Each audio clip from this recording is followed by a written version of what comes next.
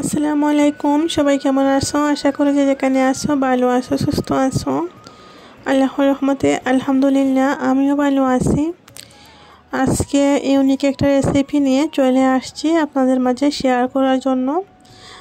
আজকের রেসিপিটা হচ্ছে পেঁয়াজের পাতা দিয়ে আর একটা ডিম দিয়ে আমি অনেক মজাদার একটা রেসিপি তৈরি করব। ভিডিওটা লাস্ট পর্যন্ত দেখতে থাকো, আশা করি আপনাদের কাছে ভালো লাগবে। তো এখানে আমি পেঁয়াজের পাতা অনেকগুলো কেটে নিয়েছি, আর সেই সাথে হচ্ছে পেঁয়াজের যে গুঁড়া থেকে সাদা অংশ ছিল পেঁয়াজের, সেগুলা নিয়েছি আমি। এক্সট্রা কোনো পেঁয়াজ ব্যবহার করব না, ওইগুলা দিয়েই আমি আর কি রান্নাটা করব। আর এখানে 3-4টা কাঁচামরিচ কেটে নিয়েছি, তার সাথে একটা ডিম নিয়েছি। আপনারা একটা ডিমের বদলে 2টা বা 3টা ব্যবহার করতে পারবেন, আমি শুধু একটা ডিম দিয়ে করতেছি। তো তেল গরম হওয়ার পরে তেলের মাঝে আমি আস্ত সরিষা আর আস্ত জিরা দিয়ে দিয়েছি। দিয়ে তারপরে হচ্ছে যে পেঁয়াজের পাতা থেকে পেঁয়াজের গুঁড়াগুলো বের হয়েছিল সেগুলো দিয়েছি, আর কাঁচামরিচ তার সাথে। এক্সট্রা কোনো পেঁয়াজ ব্যবহার করব না এখানে।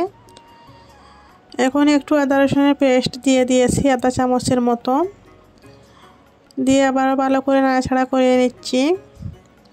এখন হচ্ছে পেঁয়াজের পাতা পাওয়া যায় বাজারে, আপনারা চাইলে এই রেসিপিটা করতে পারেন, অনেক মজা হয় খেতে।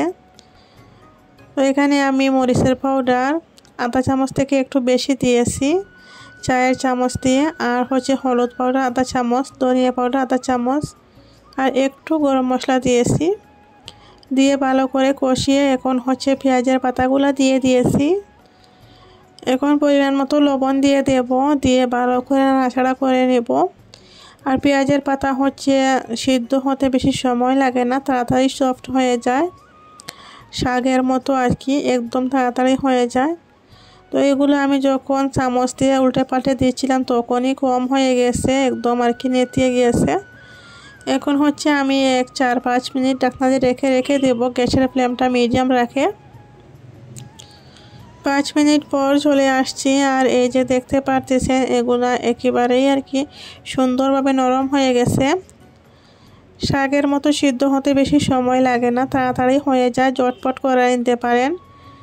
আর সবাই অনেক মজা করে খেতে পারেন এই রেসিপিটা, গরম গরম ভাতের সাথে অনেক মজা লাগে খেতে। তো এখানে আমি হচ্ছে এখন ডিমটা ভেঙে দিয়ে দেব। পেঁয়াজের পাতাগুলা একেবারেই সফট হয়ে গেছে, নরম হয়ে গেছে।